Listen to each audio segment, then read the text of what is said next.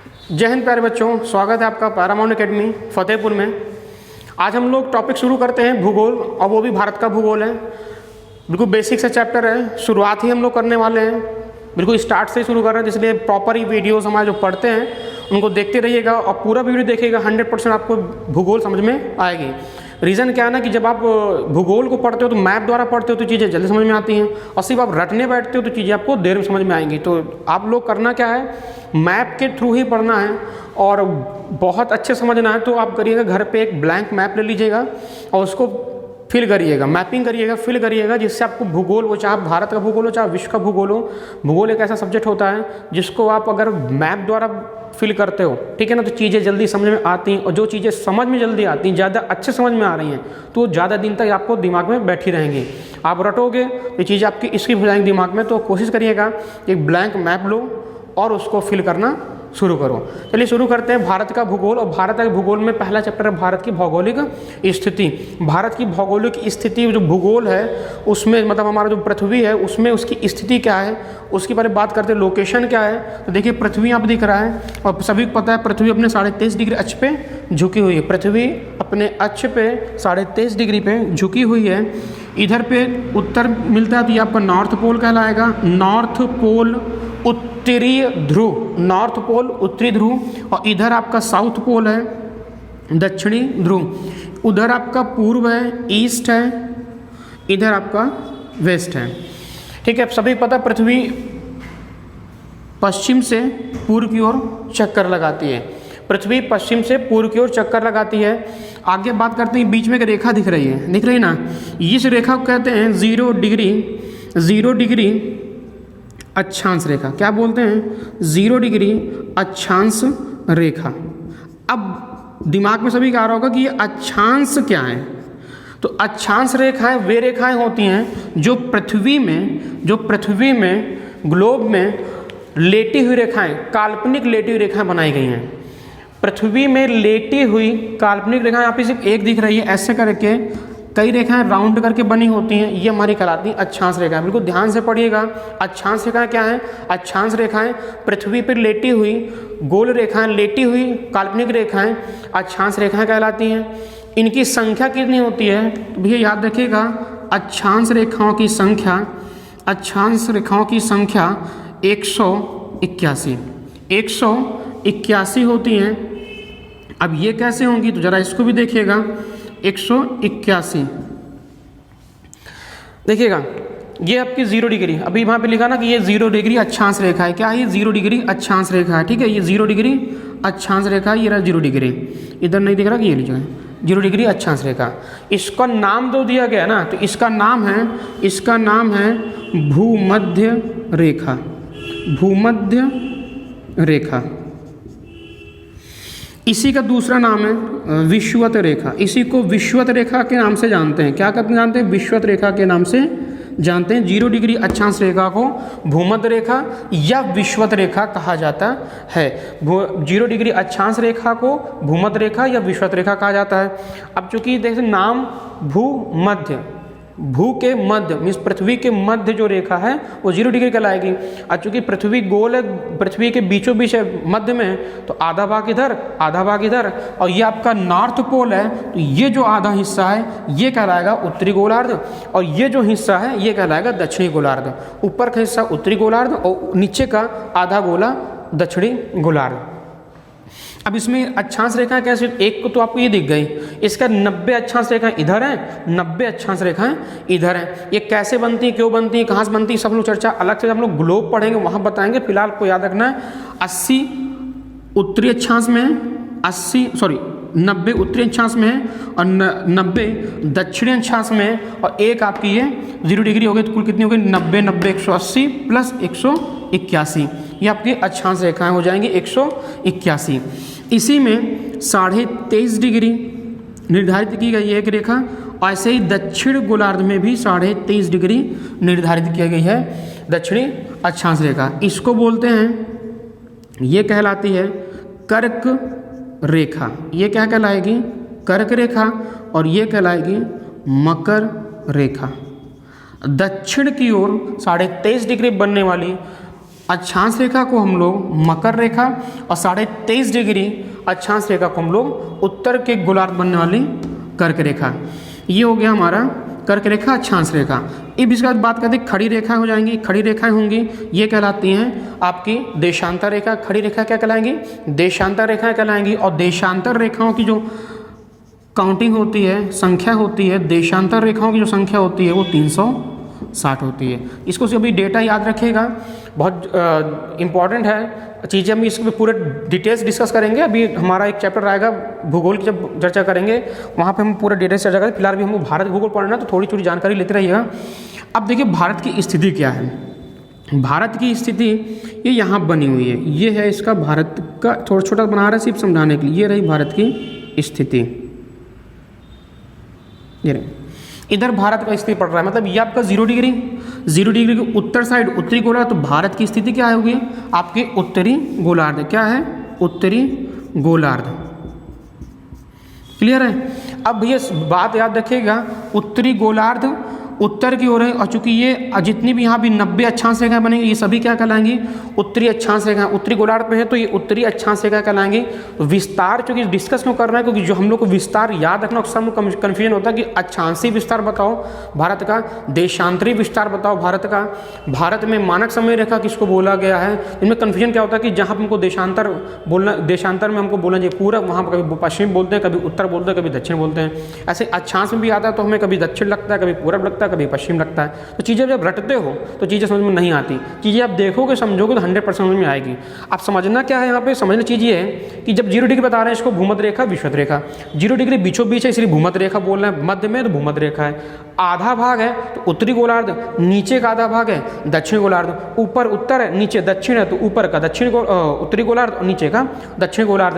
अब जो कि जितना भी यहाँ पे गोलार्ध है तो ये उत्तरी गोलार्ध कहलाएगा। उत्तरी गोलार्ध में जितनी भी रेखाएं बनी होंगी सभी क्या कहेंगे? उत्तरी अक्षांश रेखाएं। तो भारत का जो विस्तार होगा वो क्या होगा? उत्तरी अक्षांश का विस्तार होगा। यहीं से हम टॉप में पॉइंट पकड़ते हैं। देखिएगा भारत का अक्षांशी विस्तार, तो यहाँ पे नीचे दिख रहा होगा, यहाँ पे लास्ट में पॉइंट है केप कैमोरिन, कन्याकुमारी। ये जो बनता है, ये बनता है 8 degree 4 minute, 8 degree 4 minute, 8 degree 4 minute उत्तरी अक्षांश, 8 डिग्री 4 मिनट उत्तरी अक्षांश। आप समस्या देखो, कन्फ्यूजन लोगों के अंदर क्या क्या होता है जो पहली बार भूगोल पढ़ रहे होते हैं, जो भूगोल से दूर भागते हैं। ये दक्षिण है, तो हम लोग जब विस्तार की बात करते हैं तो इसको हम लोग दिमाग में रहता है 8 डिग्री 4 मिनट दक्षिण से, इधर भी जो होगा वो बोल देंगे उत्तर। भैया हम लोग का भारत का ये दक्षिण हिस्सा है, ये भारत का ये उत्तरी हिस्सा है। लेकिन हमको अक्षांशी विस्तार की बात करते हैं ना, तो अक्षांशी विस्तार क्या है? ग्लोब के अकॉर्डिंग देखते हैं। ग्लोब में पृथ्वी पे बनाई गई काल्पनिक रेखाएं हैं, तो उत्तरी गोलार्ध में जितनी भी रेखाएं पड़ेंगी वो सभी क्या कहलाएंगी? उत्तरी अक्षांश रेखा कहलाएंगी। हमको ये याद रखना है। तो भारत का जो भी विस्तार है वो उत्तरी अक्षांश हो। ये हमारा 8 डिग्री 4 मिनट उत्तरी अक्षांश से। ऊपर पॉइंट मिलेगा आपका, थोड़ा सा ये पॉइंट मिलेगा, इसको बोलते हैं 37 डिग्री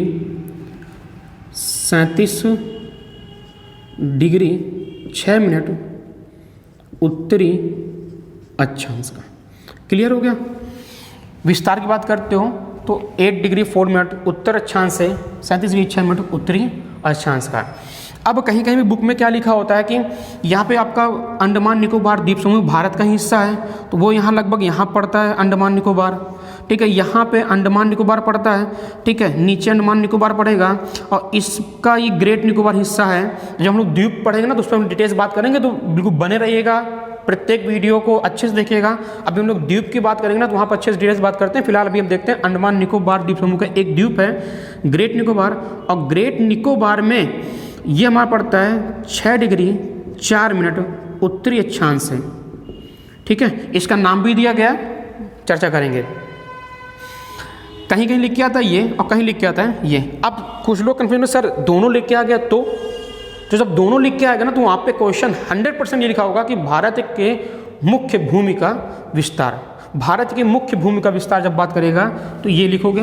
भारत का विस्तार बोलेगा तो 6 डिग्री 4 मिनट उत्तर से 37 डिग्री 6 मिनट उत्तर, या 8 डिग्री 4 मिनट उत्तर से 37.6 उत्तर। इन दोनों कोई एक आएगा, कन्फ्यूज होने की कोई जरूरत नहीं है।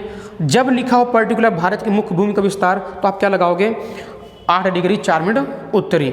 नॉर्मली लिखा होगा कि भारत का विस्तार, अक्षांशीय विस्तार क्या है, तो या तो ये लिख के आना है या तो ये जोड़ा लिख के आना है। बस याद रखना उत्तरी अक्षांश होना चाहिए, क्योंकि उत्तरी अक्षांश यहाँ जितनी रेखाएं सभी क्या हैं, उत्तरी अक्षांशीय रेखाएं। और भारत कहाँ पड़ता है, उत्तरी गोलार्ध में पड़ता है। तो इसका विस्तार जो अक्षांश विस्तार होगा वो क्या होगा, जितनी भी अक्षांशीय रेखा विस्तार होगा वो उत्तरी अक्षांश का विस्तार होगा।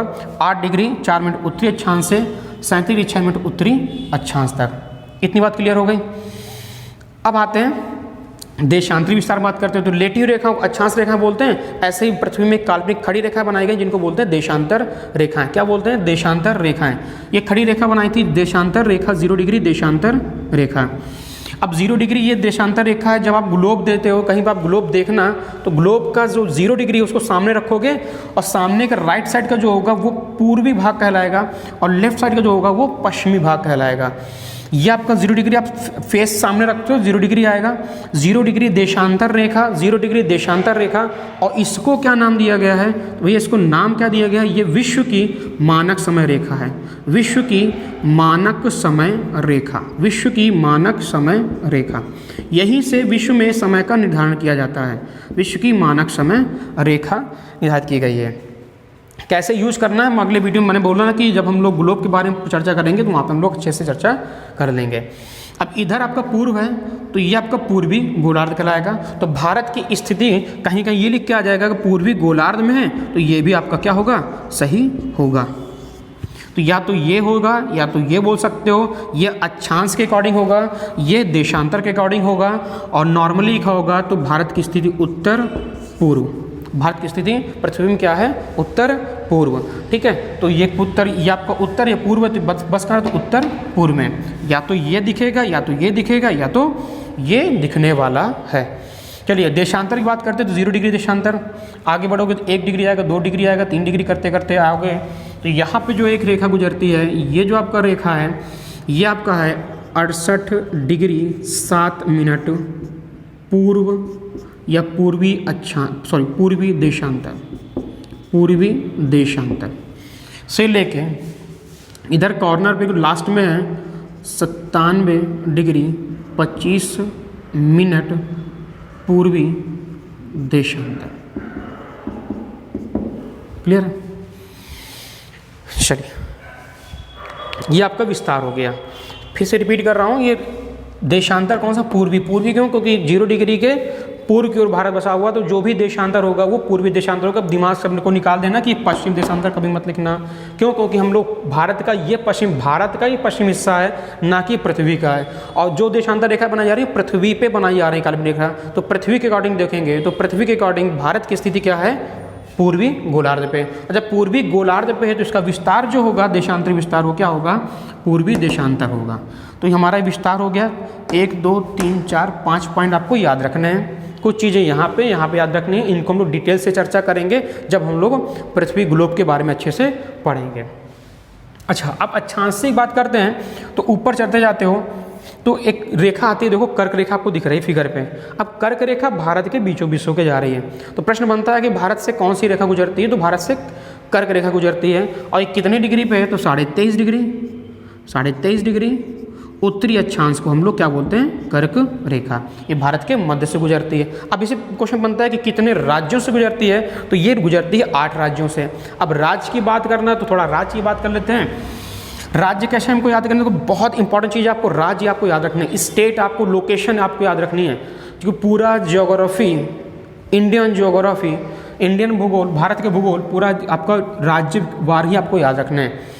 क्यों इंपॉर्टेंट होते हैं, क्योंकि अगर राज्य नहीं याद है तो आपको पर्वत पहाड़ की लोकेशन नहीं याद होगी। अगर लोकेशन याद हो गई तो आप राज्य का मैच नहीं कर पाओगे, तटीय राज्य नहीं मैच कर पाओगे। अगर आप नेशनल हाईवे पढ़ोगे, मिट्टी पढ़ोगे, इसके बाद आप लोग पहाड़ियाँ पढ़ोगे, नदियाँ पढ़ोगे, पठार पढ़ोगे, जो भी आपको पढ़ना है ना, तो आपको राज्य में तो होंगे ना, तो राज्य से तो क्वेश्चन पूछने हैं कि ये किस राज्य में पढ़ता है, ये किस राज्य में पढ़ता है।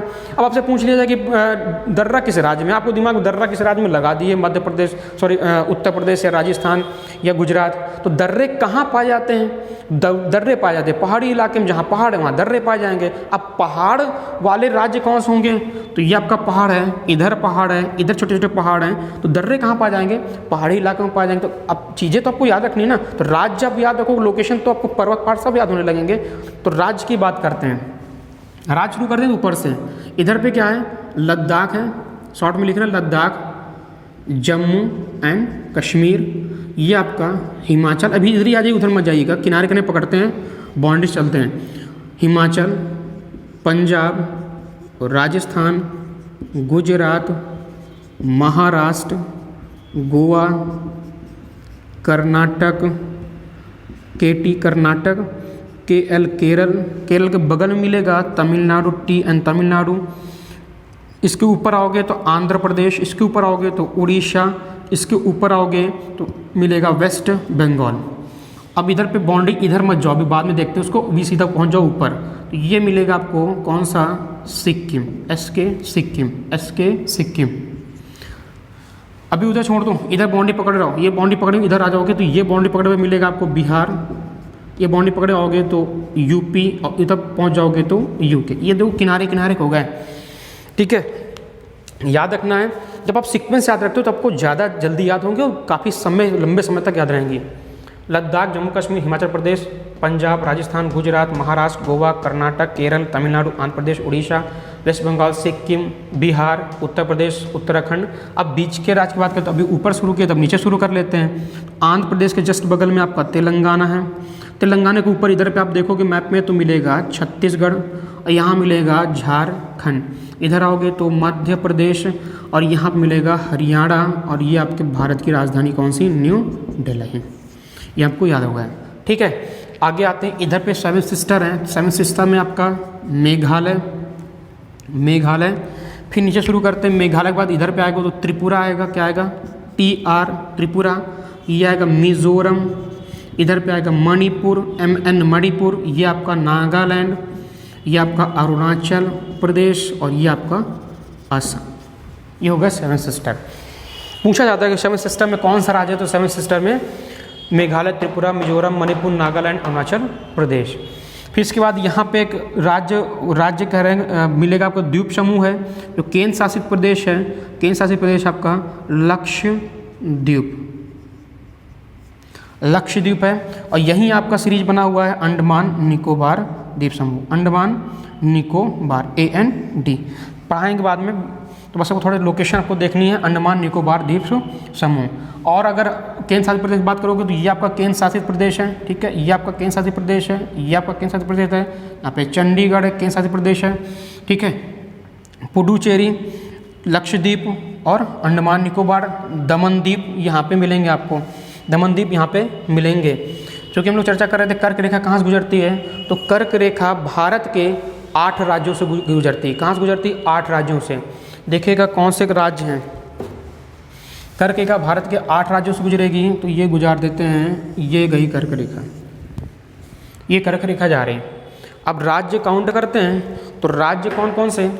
ये तो गुजरात आपको सभी दिख रहा है, कर्क रेखा, कर्क रेखा, कर्क रेखा कितने राज्यों से? 8 राज्यों से। पहला कौन सा? गुजरात, दिख रहा होगा उधर, चलिए नहीं दिख रहा होगा तो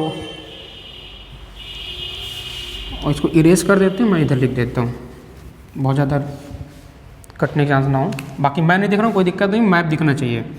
कर्क रेखा 8 राज्यों गुजरती है, गुजरात, फिर इसके बाद आओगे राजस्थान, गुजरात, और ये निकल, ये राजस्थान से लंबा सा यहाँ से कट करके आया हुआ है, तो राजस्थान है। फिर मध्य प्रदेश है, फिर ये छत्तीसगढ़ से लंबा सा यहाँ पे बना हुआ, छत्तीसगढ़ लंबा लेके लिया हुआ है, छत्तीसगढ़, झारखंड, वेस्ट बंगाल, त्रिपुरा, मिजोरम, TR त्रिपुरा, मिजोरम। ये 8 राज्य हो गए। अब इनमें से क्वेश्चन बनते हैं कि कर्क रेखा की सर्वाधिक लंबाई किस राज्य में, तो कर्क रेखा सर्वाधिक लंबाई किस राज्य में है? मध्य प्रदेश में। सर्वाधिक लंबाई कर्क रेखा की, सर्वाधिक लंबाई कर्क रेखा की कहाँ पे? मध्य प्रदेश में। किस राज्य की राजधानी? तो झारखंड राज्य की राजधानी रांची, झारखंड की राजधानी रांची कर्क रेखा पर स्थित है, कर्क रेखा पर। ठीक है, थोड़ा बोलता जा रहा हूँ, अपना लिखते जाइएगा और दिख भी रहा होगा। फिर आते हैं कौन सी नज़दीक हैं? तो भारत में 2 राजधानियाँ हैं, एक गुजरात की गांधीनगर और मध्य प्रदेश की भोपाल। 2 राजधानियाँ गुजरात की गांधीनगर और मध्य प्रदेश की भोपाल कर्क रेखा के नज़दीक स्थित हैं। इतना हो गया यहाँ से। कर्क रेखा कितने राज्यों गुजरती है? तो कर्क रेखा 8 राज्यों गुजरती है, गुजरात, राजस्थान, मध्य प्रदेश, छत्तीसगढ़, झारखंड, वेस्ट बंगाल, त्रिपुरा, मिजोरम। गुजरात, राजस्थान, मध्य प्रदेश, छत्तीसगढ़, झारखंड, वेस्ट बंगाल, त्रिपुरा, मिजोरम। 8 राज्यों से सर्वाधिक लंबाई करेगी मध्य प्रदेश में। कौन सी राजधानी? रांची राजधानी किस राज्य की? झारखंड की कर्क रेखा पर स्थित है। नज़दीक के लिए भोपाल और गांधीनगर कर्क रेखा के नज़दीक स्थित हैं। यह अक्षांशीय विस्तार हो गया। अगर हम देशांतर की बात करें तो देशांतर की भी खासियत क्या है? देशांतर रेखाएं खड़ी रेखाएं होती हैं, तो यहाँ पे विस्तार होता है, खड़ा रेखा होता जाएगा, विस्तार होता जाएगा। और इन्हीं में से बीचों बीच दोनों के इस पॉइंट से इस पॉइंट के मध्य एक रेखा, काल्पनिक रेखा खींची गई है। ठीक है, एक काल्पनिक रेखा खींची गई है जो कि लगभग भारत के मध्य से गुजरती है। इसी में एक स्थान है नैनी। क्या स्थान है? नैनी स्थान है। और कहाँ पे? प्रयागराज में। और ये कितने डिग्री देशांतर है? तो इसको 82.5 डिग्री देशांतर बोला गया। बोला क्या गया? ये है पूर्वी देशांतर 82.5 डिग्री पूर्वी देशांतर को भारत की मानक समय रेखा, विश्व की मानक समय रेखा 0 डिग्री, जहाँ से विश्व के समय का निर्धारण, पूरे विश्व में समय का निर्धारण किया जाता है, वैसे ही भारत की मानक समय रेखा कौन सी है? 82.5 डिग्री पूर्वी देशांतर भारत की मानक समय रेखा, भारत की मानक समय रेखा।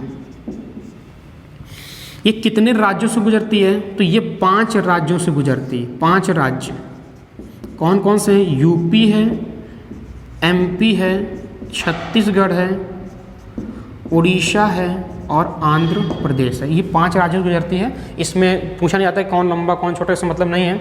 5 राज्यों से गुजरती है। भारत की मानक समय रेखा कितने बोला गया? 82.5 डिग्री पूर्वी देशांतर बोला गया है। फिर क्वेश्चन बनता है कि भारत के समय का निर्धारण किस स्थान से किया जाता है? तो भारत के समय का निर्धारण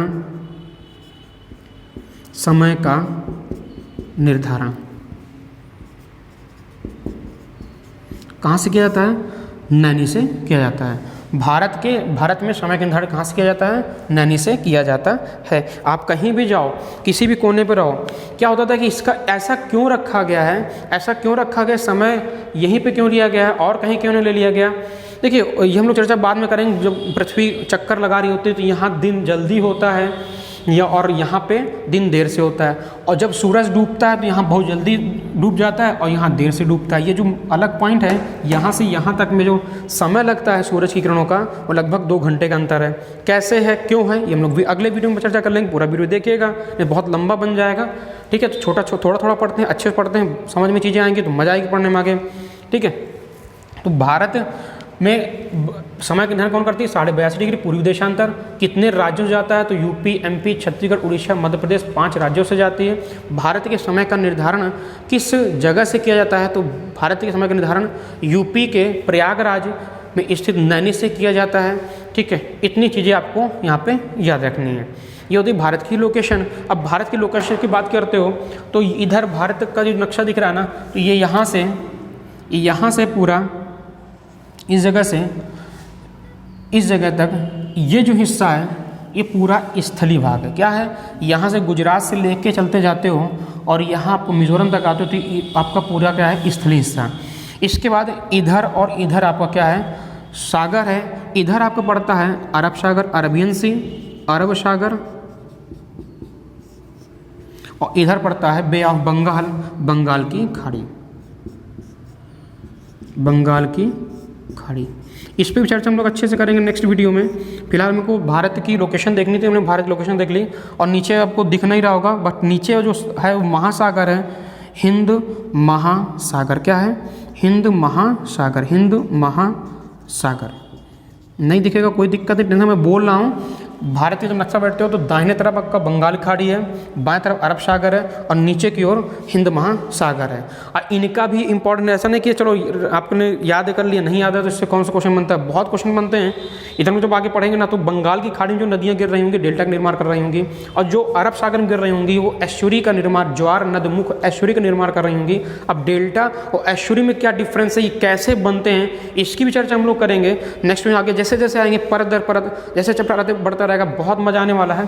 सभी चीज़ें हम लोग बिल्कुल डिटेल से बात करेंगे, कहीं आपको इधर उधर पढ़ने के भटकना नहीं पड़ेगा, सब कुछ इसी वीडियो में मिल जाना है। ठीक है, चलिए आज के लिए इतने रखते हैं। भारत की बात करेंगे तो लोकेशन की बात करते हैं, रिवीजन कर लेते हैं जल्दी जल्दी। भारत की भौगोलिक स्थिति, पृथ्वी में बिल्कुल पृथ्वी अपने 23.5 डिग्री अक्ष पर झुकी हुई है। ये उत्तर, दक्षिण, पूर्व, पश्चिम। 0 डिग्री अक्षांश रेखा को भूमध्य रेखा, विषुवत रेखा कहते हैं। और पृथ्वी में कितनी अक्षांश रेखाएं हैं, 181 अक्षांश रेखाएं, 90 ऊपर 90 नीचे और एक जीरो वाली हो गई 181। इसमें 23.5 डिग्री उत्तरी अक्षांश को बोलते हैं कर्क रेखा और 23.5 डिग्री दक्षिणी अक्षांश बोलते हैं मकर रेखा। भारत से कौन सी गुजरती है, भारत से गुजरती 23.5 डिग्री उत्तरी अक्षांश रेखा। देशांतर की बात करेंगे तो ये 0 डिग्री देशांतर जो खड़ी रेखाएं होती हैं ये आपकी देशांतर रेखा कहलाती हैं। और ये कितनी हैं, 360 देशांतर रेखाएं हैं। पृथ्वी में कुल कितनी काल्पनिक देशांतर रेखाएं हैं, 360 हैं। अब विस्तार की बात करेंगे तो भारत का अक्षांशीय विस्तार 8 डिग्री 4 मिनट उत्तर से 37 डिग्री 6 मिनट उत्तर। और जब देशांतर की बात करते हैं तो 68 डिग्री 7 पूर्वी देशांतर से 97 डिग्री 25 पूर्वी देशांतर, ये आपका देशांतर विस्तार। और इधर आपका अक्षांशीय विस्तार। भारत में कर्क रेखा कितने राज्यों से गुजरती है, तो भारत में कर्क रेखा 8 राज्यों से गुजरती है। सर्वाधिक लंबाई कहाँ पे है, मध्य प्रदेश में। और कौन सी राजधानी, रांची राजधानी झारखंड की राजधानी है जो कि कर्क रेखा पर स्थित है। और नज़दीक की नियरेस्ट की बात करेंगे, नज़दीक की राजधानी तो एक भोपाल है और गांधीनगर है जो कर्क रेखा के बिल्कुल नज़दीक स्थित हैं। देशांतर की बात करते हैं तो देशांतर भी बीचों बीच निकलती है, 82.5 डिग्री देशांतर। इसकी क्या खासियत है, जैसे इसको कर्क रेखा कहा गया है, इसको हम लोग बोलते हैं भारत की मानक समय रेखा। मानक समय रेखा प्रत्येक देश की अलग अलग होती है और प्रत्येक देश से लगभग बीचों बीच से एक देशांतर रेखा गुजरती है, उसी को हम लोग मानक रेखा निर्धारित की जाती है। कैसे निर्धारित करते हैं हम लोग वीडियो बात करेंगे, इनका दोनों का हाफ करते हैं। मानक रेखा 82.5 पूर्वी देशांतर को भारत की मानक समय रेखा कहा जाता है। ये कितने राज्यों से गुजरती है, 5 राज्यों से, उत्तर प्रदेश, मध्य प्रदेश, छत्तीसगढ़, उड़ीसा और आंध्र प्रदेश। भारत के समय का निर्धारण किस जगह से किया जाता है, तो नैनी से किया जाता है। नैनी कहाँ है, प्रयागराज में है, प्रयागराज उत्तर प्रदेश। इस चीज़ को बिल्कुल अच्छे से याद रखना है। इधर अरब सागर है, बाएं तरफ अरब सागर, दाएं तरफ बंगाल खाड़ी और नीचे हिंद महासागर। हिंद महासागर का मोती किसे कहा जाता है, तो श्रीलंका को हिंद महासागर का मोती कहा जाता है। आज के लिए इतना ही है। नेक्स्ट वीडियो में लोग चर्चा करेंगे पड़ोसी देश, सीमाएं, राज्य कौन से तट पे हैं, कौन से तट और स्थल दोनों में हैं, कौन सा राज्य 3 ओर से घिरा हुआ है, कौन सा राज्य टच नहीं करता स्थलीय सीमा को। ऐसे कई क्वेश्चन बनते हैं, वहाँ से उठेंगे तो वो हम लोग कर चर्चा करेंगे। अगली वीडियो में लोग चर्चा करेंगे समय का अंतर, कितना समय का अंतर यहाँ से यहाँ तक का समय का अंतर कितना है। ठीक है, कल हम लोग चर्चा करेंगे। बाकी इसका स्क्रीनशॉट ले लीजिएगा और इसको मैप में ड्रा जरूर करिएगा। Okay, thank you class.